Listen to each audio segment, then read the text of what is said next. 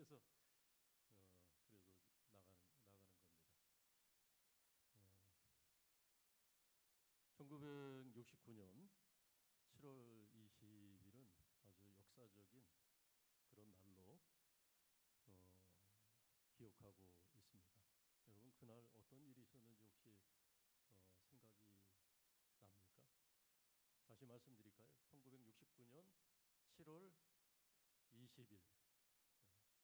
아마 무슨 일이지 하고 생각을 하실 수도 있는데 제가 얘기하면 그런 일이 있었지 하면서 이 자리에 앉아 계신 분 중에 그날을 모르는 분이 한 분도 없을 겁니다. 어떤 사건이 있는 날이었냐면 인류 역사 최초로 인간이 달 표면에 도착을 해서 두 발로 그 달을 걸었던 그런 날이었어요. 누가 걸었습니까? 닐 암스트롱. 닐 암스트롱이 다 아시잖아요, 벌써. 얘기하니까 다 아는 날이에요. 놀라운 그런 사건이었죠. 전 세계가 깜짝 놀랐어요. 인간의 영역이 지구로 한정이 되어 있었는데 이제 인간의 영역이 우주로 확장되는 그런 디딤돌을 놓은 그런 날이었습니다. 닐 암스트롱은 달에 도착을 해서 2시간 15분 동안 머물게 됩니다. 2시간 15분은 결코 짧은 시간은 아니죠. 2시간 15분 동안 머물면서 그곳에서 여러 가지 과학적인 실험을 했다고 합니다. 그리고 돌아오기 전에 그 달에 토양 샘플을 채취하고 또 암석 샘플을 채취하고 그리고 마지막으로 뭐 하나 더 했겠어요? 마지막으로 미국의 태극기가 아니죠. 미국의 송조기. 태극기는 우리 거지. 우리 걸 꽂았으면 좋겠는데 그 바람이 터져 나온 것 같아요. 송조기를 그곳에 딱 이것은 이제 미국 땅이다 그런 생각이었는지 모르겠습니다. 하여튼 미국 국기를 꽂고 그리고 무사하게 태평양 한가운데 안착을 해서 생환을 하게 됩니다. 그리고 이제 그 이후부터 이 달에 최초로 도착한 닐 암스트롱은 미국인들의 영웅이 되고 전 세계인들이 아는 그 사람의 이름을 모르는 사람이 어디 있겠어요. 대통령보다도 더 유명한 그런 위인이 됩니다. 근데 참 신기한 것은 예수님이 하나님의 아들이신데 오늘 요한이 증거하는 건 그거거든요. 예수는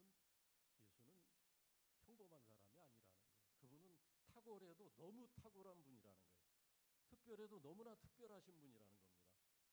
예수를 함부로 생각하지 말라는 거예요. 그는 하늘로부터 이 땅에 오신 하나님의 아들이시라는 겁니다. 그분은 하나님의 어린 양이시고 하나님의 영이 성령이 함께 하시는 하늘에서 땅으로 오신 분이라는 거예요. 지구에서 달로 올라간 사람은 그것도 고작 그곳에 가서 몇 달을 있었던 것이 아니고 고작 2시간 15분 머물다 온 사람은 영웅으로 대접을 받고 전 세계가 그의 이름을 기억을 하고 있는데 저 하늘에서 세상으로 사람의 몸을 입고 오신 예수님은 이 땅에 몇 년을 머물러 계셨습니까? 2시간 15분입니까? 그 정도가 아니죠. 무려 33년 시간으로 계산해 보세요. 얼마나 오랜 시간 머물다가 하늘로 승천하셨습니까? 근데 놀라운 것은 세상이 그를 알지 못해요. 1장 10절에 우리가 몇 주 전에 읽었던 말씀에 세상이 그를 알지 못했다는 거예요. 세상이 알아주질 않았다는 거예요. 눈치를 채지 못했다는 겁니다. 심지어 세례 요한도 오늘 고백을 하죠. 세례 요한도 어떤 고백을 하냐면 31절 33절에 나도 그를 알지 못하였다 그런 얘기를 합니다. 나도 그를 알지 못하였다. 나도 뭐 별스러운 사람이 아니라 나도 심지어는 그가 하나님의 아들이신 것을 나도 알지 못했다는 거예요. 나도 심지어는 그가 하늘에서 땅으로 이 지구로 내려오신 분인 줄 나도 알지 못했다는 거예요. 근데 어떻게 알게 됐어요? 요한이 알지 못했는데 그는 어떻게 알게 됐습니까? 예? 보고 알았다는 거예요. 보고 알았다. 32절 내가 봄에 주의 깊게 살펴본 것을 말합니다. 주의 깊게 살펴보는데 성령이 하나님의 영인 성령이 비둘기 형상으로 하늘로부터 내려와서 예수님 위에 머무른 것을 보았다는 거예요. 그래서 34절에 내가 보고 내가 증언한다는 겁니다. 나는 보았다는 겁니다. 나는 보았다. 그의 위에 성령이 머무시는 것을 내가 보았고 나는 보고 이제 확신했다는 겁니다. 보고 깨달았다는 거예요. 그가 하나님의 아들이시라는 것을, 그가 하나님의 어린 양이라는 것을 내가 알게 되었다는 겁니다. 그래서 보라는 겁니다. 29절 말씀 보니까는 보라 그렇게 나가는 거예요. 보라. 그냥 본다는 것은 여기서 깊이 살펴서 관찰하는 것을 말해요. 그냥 구경꾼처럼 일견하는 것이 아니고 그냥 흘려서 한번 쓱 눈길 한번 주는 것이 아니고 주의 깊게 관찰하는 것을 말하는 거예요. 정말 그런가 하고 살펴보는 것. 우리가 신앙생활 할 때도 그렇습니다. 평생 구경꾼처럼 그냥 대충 바라보는 경우가 있어요. 대충. 그러다가 그 믿음도 갖지 못하고 그냥 정말 그런가 평생 의심만 하다가 그냥 사라지는 경우가 있어요. 우리가 믿음을 가지려면은 주의 깊게 살펴서 관찰해야 됩니다. 정말 그러한가? 여러분 정말 그러한가? 관찰하면서 주의 깊게 살펴본 사람들은 다 예수님이 누군 줄 알게 됩니다. 그가 그리스도 되시고 하나님의 아들 되시고 그것을 알게 돼요. 누가복음 1장에 보면은 누가가 복음을 증거할 때 예수가 하나님의 아들 되시고 세상에 그리스도 되심을 증거할 때 그런 얘기 1장에서 밝힙니다. 내가 주의 깊게 살펴보고 나서 이것을 쓴다는 거예요. 내가 주의 깊게 살펴보았다는 거예요. 1장 1절인가 2절에 나와 있어 읽어보세요. 한번. 건성으로 그냥 보면 알질 못해요. 언젠가도 한번 우리 아내하고 저기 강원도로 차를 타고 가는데 집사람이 저기 그 캠핑카가 아주 굉장히 멋진 게 지나갔대요. 저는 보지를 못했어요. 똑같이 앞을 보고 가고 있었는데. 왜? 별 관심이 없이 그냥 봤기 때문에. 우리는 별 관심 없이 주의 깊게 보지 않으면 내 앞에 무엇이 지나가든 그것이 눈에 들어오질 않습니다. 갈망함으로 사모함으로 정말 그러한가 하여 성경을 살피고 주의 깊게 바라볼 때 우리는 성경 속에서 주님을 만나게 되고 주님께서 세상에 비치고 구원자 되시고 우리 인생의 답이 되시는 것을 우리가 깨닫게 됩니다. 예수를 만난 분들이 다 그래요. 여러분 베너라는 그 영화를 감독한 감독도 그랬다 그러죠. 복음을 반대하기 위해서 기독교를 반대하기 위해서 성경을 연구하다 그가 주님을 만나서 그 흥분과 감격을 갖고 그 영화를 만들었다는 에피소드가 있지 않습니까? 2년 전에 제가 그 책을 인용했던 기억이 있는데 예수는 역사다. 예수는 역사다는 그 책 여러분들 기억나십니까? 저자 이름을 외워뒀었는데 지금은 생각이 안 나네요. 리 스트로베. 그분이 우리가 트리푼지 기자였어요. 근데 그 아내가 너무 교회에 빠져 있는 거예요. 너무 정도가 심하다. 저건 아닌 것 같다. 그래서 종교의 허구성, 성경의 허구성을 자기가 좀 입증을 해서 아내를 좀 설득해서 적당히 좀 교회 다니도록 해야 되겠다. 이 사람 눈에 자기 아내는 너무나 교회에 빠져 있는 겁니다. 이 걱정이 된 거예요. 저 중독이 아닌가? 쓸데없는 종교적 망상에 빠져서 자기 시간을 낭비하고 인생을 탕진한 것 같은 안타까운 생각이 들어서 어떻게든지 그 아내를 그 몰입에서 건져내기 위해서 이분이 아내를 설득하기 위해서는 자기가 알아야 되니까. 그래서 아내가 늘 붙들고 다니는 성경을 이 사람이 혼자 은밀하게 공부했어요. 공부하고 또 성경을 아는 심지어는 자기가 읽다가 모르는 거 있으면은 탐구하는 정신으로 학자들을 찾아다니면서 질문을 하고 그러면서 주의 깊게 살펴서 관찰을 하다 보니까 어느 순간에 성경을 부인하는 것보다 성경을 시인하는 게 더 쉽다는 것을 깨닫게 됐습니다. 성경을 읽으면 읽을수록 주의 깊게 살펴보면 살펴볼수록 자기가 할 말이 없다는 것을 깨달았어요. 오히려 믿는 것이 더 합리적이고 오히려 예수를 믿는 것이 더 설득력이 있다는 것을 이분이 깨닫고 결국 아내를 반대하기 위해서 교회 다니는 것을 좀 제재하기 위해서 이분이 성경을 관찰하고 하다가 이분이 회심을 했어요. 지금은 신학교 가서 이분이 그 기자하는 일 때려치우고 뭐 때려치운 것까지는 아니겠죠. 그냥 조용히 사표냈겠죠. 때려치우다시피 그냥 그야말로 사도 바울의 표현대로 배설물처럼 여기고 예수 믿는 거 가장 귀한 일이다. 가장 의미 있는 일이다 생각해서 그분이 나중에 신학교 가서 지금은 목회하고 있어요. 목회를 아주 잘한대요. 얼마 전에도 어느 연예인이 비슷한 그런 간증을 기독교 방송에서 하는 걸 들었어요. 역시 그 여자들이 앞서가는 것 같아요.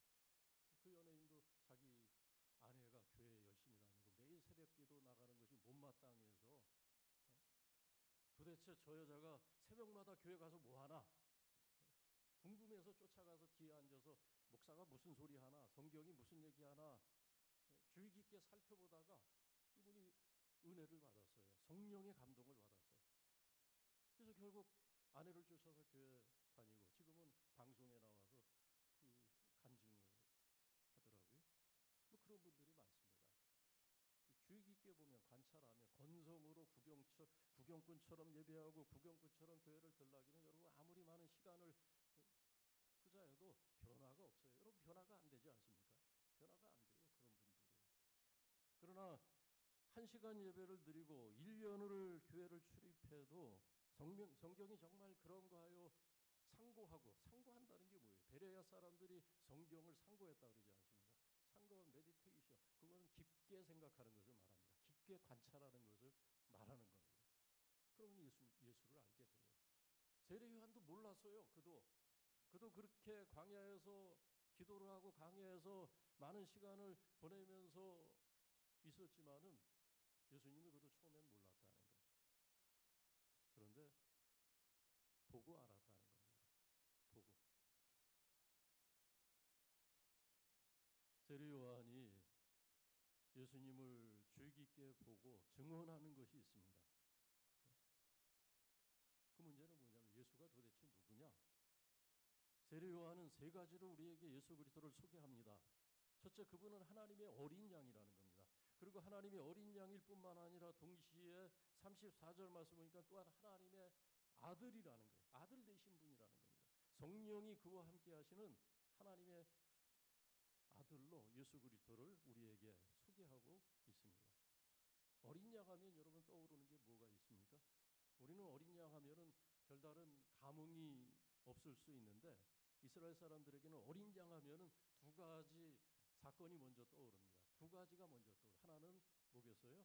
그 옛날 모세 시대 때 하나님께서 애굽에 큰 재앙을 내려서 애굽의 모든 가정의 장자들이 다 쓰러질 때 그때 하나님께서 자기 백성을 보호하시기 위해서 그 죽음의 재앙에서 보호하시기 위해서 하나님께서 내리신 그 처방이 무엇이었습니까? 그렇죠. 유월절이 거기서 시작이 됩니다. 어린 양의 피를 이스라엘 백성들 집에 인방과 문설주에 다 바르게 했어요. 그래서 죽음의 사자가 애굽 땅을 휩쓸 때 그 어린 양의 피가 문설주에 묻은 집마다 넘어갔다는 거예요. 그 집을 치지 아니하고 그 집의 장자들의 생명을 걷어가지 아니하고 넘어갔다는 거예요. 이렇게 패스오버. 그래서 패스오버가 그 유월절이 된 겁니다.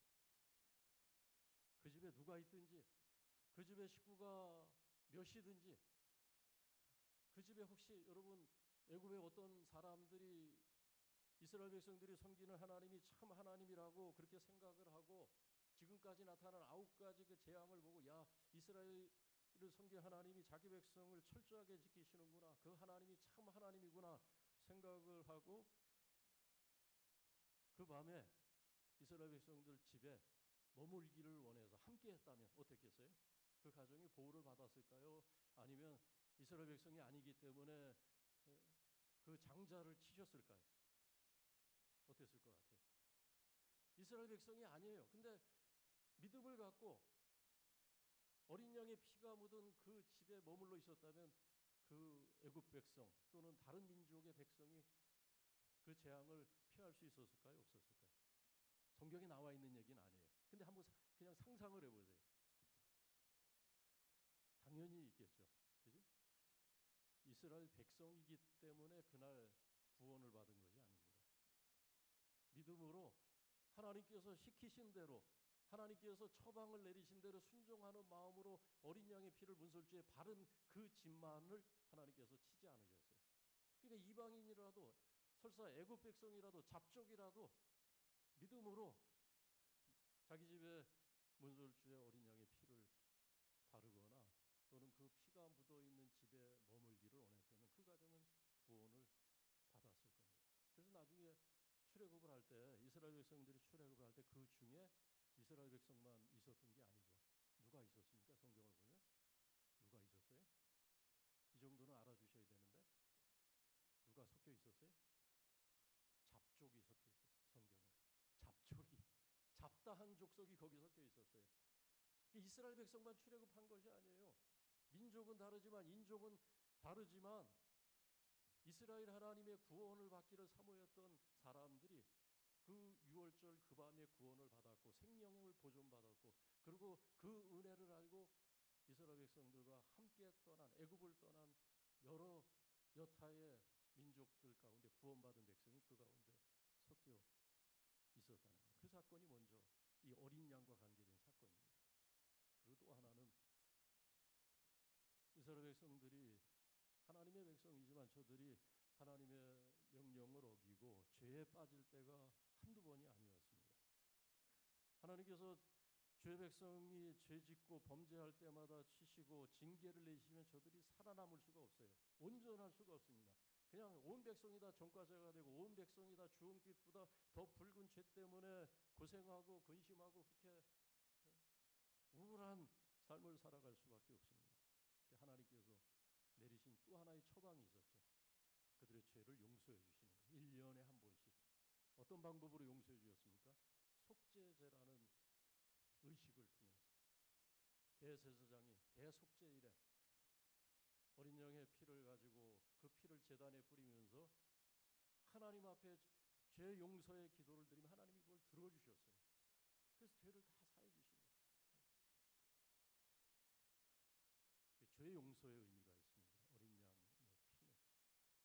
그런데 그 어린 양의 피, 대제사장이 그 피로 속죄를 얻은 그 속죄는 제한적이었습니다. 그 효력이 제한적이었어요. 어떻게 제한적이었습니까? 매년 드려야 되는 거예요. 매년 반복해야 됩니다. 매년. 그런데 예수님께서 하나님의 어린 양이 되셨는데 어린 양이 되셔서 히브리서 말씀을 보면은 짐승의 피로 하지 아니하고 예수님께서 자기 피로 제사를 드렸다는 거예요.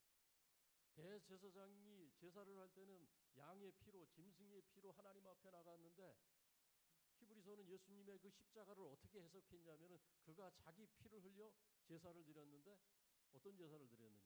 영원한 제사를 드렸다는 거예요. 히브리서에서 가장 중요한 개념은 영원한 제사입니다. 예수 그리스도의 영원한 제사. 그것을 증명하는 것이 그것을 증거하는 것이 히브리서입니다.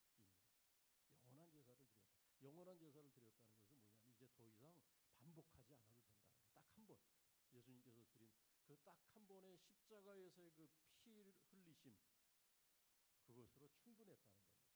하나님은 예수 그리스도의 피를 보시고 이스라엘 백성의 죄를 용서하시고 오늘 우리의 죄를 용서하시고 모든 백성의 모든 인류의 죄를 용서하실 수 있는 그 힘과 능력과 권세가 거기서부터 발생했다는 거예요. 거기서부터. 왜냐하면 그는 하나님의 아들이시기 때문에 하나님의 아들이기 때문에 그 능력과 권세가 그 힘이 거기서 나온다는 거예요. 어린 양의 피는 딱 1년짜리예요. 1년짜리. 그런데 어린 양의 피가 1년인데 예수님의 피, 그것도 그냥 평범한 한 의인이 아니고 하나님의 아들 되신 분이 피를 흘렸다면 그 힘과 그 권능이 얼마나 막강하겠습니까? 여러분, 우리가 고등학교 때 배운 거지만 그런 말 들어보셨죠? 에너지 보존의 법칙이라는. 물리학의 기본인, 여기 우리 공대 출신 집사님들이 앞에 몇 분 계셔서 제가 좀 말하기가 조심스러운데, 틀리더라도 지적하지 마세요. 그 공대 나오신 분들이 이렇게 많지? 이장님도 그렇고, 정은 집사님도 그렇고, 정우령 집사님도 그럴 것 같고. 그 에너지 보존의 법칙이라는 게 뭐냐면, 외부의 어떤 다른 조건이 작용하지 않는 제한된 시스템 안에서는 에너지의 총량은 늘 동일하다는 거예요. 에너지가 따로 생성되거나 감소되지 않는다는 겁니다. 쉬운 예를 들면 그런 얘기예요. 우리가 저 에버랜드 놀이기구에 가서 롤러코스터를 탔을 때 그 정점에서 롤러코스터가 밑으로 내려오지 않습니까? 그 정점에 있는 그 위치 에너지, 그 질량이죠, 질량. 거기에 그 무게가 운동 에너지로 바뀌어서 내려오는 거예요. 그게. 그리고 그 질량의 크기만큼 운동 에너지는 큰 겁니다. 그 충격은 그만큼 큰 거예요. 저 하늘에서 운석이 떨어질 때 그 힘이 얼마나 큽니까? 그것이 지름이 뭐 50cm냐 1km냐에 따라서 그 힘은 그대로, 만약에 그게 지구로 떨어진다, 그럼 그 질량은 변함이 없이 지구에 그대로 전달이 되는 겁니다. 그래가지고 50m만 되는 그 운석이 지구에 충돌해도 그 히로시마에 떨어진 그 핵폭탄의 수백 배가 된대요. 수백 배. 내려오면서 그 거리가 뭐 수만 킬로가 되더라도 그 질량의 에너지, 그 크기의 에너지는 사라지지가 않아요. 그대로 이 지구에 전달이 되는 겁니다. 운동 에너지로. 그러면 지구는 뭐 어떻게 되겠어요? 여러분, 하나님의 아들이세요. 하나님의 아들. 하나님의 아들이 저 높은 곳에서 땅으로 내려오시는 것, 그것이 얼마나 놀라운 일이겠습니까? 그 에너지가 얼마나, 그 영적인 에너지를 한번 생각을 해보세요. 그래서 다 구원을 받는 거예요. 이제 우리가 1장 12절 말씀대로 이제는 그가 하나님의 어린 양이시기 때문이 아니에요. 어린 양이 하나님의 아들이시면서 어린 양이 되셨기 때문에 거기에서 온 세상을 믿는 자들마다, 영접하는 자들마다 구원하실 수 있는 영적인 파워가 거기서부터 발생을 하는 겁니다. 뭐 개인이 그냥 주어진 것이 아니에요. 개인이 그 에너지가 발생하는 것이 아닙니다. 세례 요한은 힘주어서 그것을 증거하고 있는 것입니다. 잘 보라는 거예요. 보고 믿으라는 겁니다. 보고 그를 관찰하고. 건성으로 보고 불신하는 자가 아니라 잘 관찰해서 살피고 그가 하나님의 아들 되시고 어린 양 되셔서 우리를 죄와 사망에서 건지신, 과거에 하나님께서 자기 백성을 죽음에서 건지신 것처럼, 재앙에서 건지신 것처럼, 또 그 죄에서 용서를 베푸신 것처럼 우리를 받아주시고 구원하실 분으로 세상에 오신 예수 앞에 서라는 것입니다. 믿는 자가 되라는 거예요. 그래서 잘 보고 믿는 자가 되라, 그것을 말씀하고 있는 것입니다. 여러분, 땅에서 하늘로 올라가는 것이 어렵겠습니까? 하늘에서 땅으로 내려오는 것이 어렵겠습니까? 등산을 할 때 한번 생각을 해보세요. 올라가는 것도 힘들어요. 지구에서 달로 가는 거 얼마나 많은 실패와 연구와 그 공을 들였겠어요. 그것도 힘듭니다. 그러나 더 힘든 것은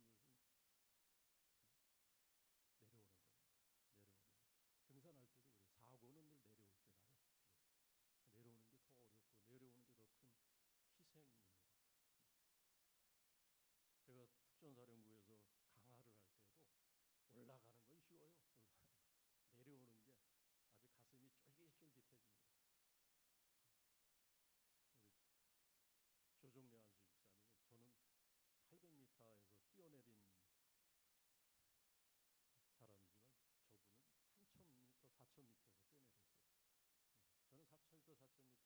뛰어내릴 때 올라가서 기도는 해줬어요.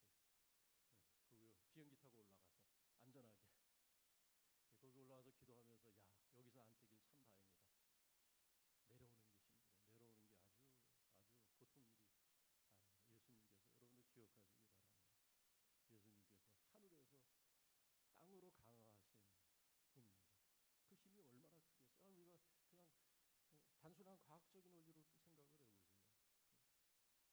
50m, 지름 50m짜리 운석이 지구에 부딪혀도 이 지구가 산산조각이 난다는 것을 우리가 기억을 한다면 하나님의 아들 되시는 예수님, 하나님과 빌립보서 2장의 표현대로 본체가 되시는 분이 사람의 몸을 입고 세상에 오셔서 이 땅에 오셨다고 하면 그 힘이 그 권세로 모든 사람을 구원하시기에 충분하다는 것. 성경은 그것을 우리에게 얘기하고 있고 그러므로 너희가 생각을 잘 하라는 겁니다. 그냥 사람들이 생각 없는 말로 부인하고 아니다고 하고 의심하고 거절하고 하면서 평생 거리를 두고 예수님을 구경하다가 결국은 떠나는 그 꼴이 되지 말고 주의 깊게 살펴서 예수 그리스도를 너희 마음에 구주로 삼아서 영접해서 하나님께서 그 안에 있는 자들을 구원하시는 그 은혜와 구원을 누리라고, 그래서 하나님의 자녀가 되라고 성경은 우리에게 얘기하고 있습니다. 그 믿음에 다 이르시기를 주님의 이름으로 축원합니다. 살아계신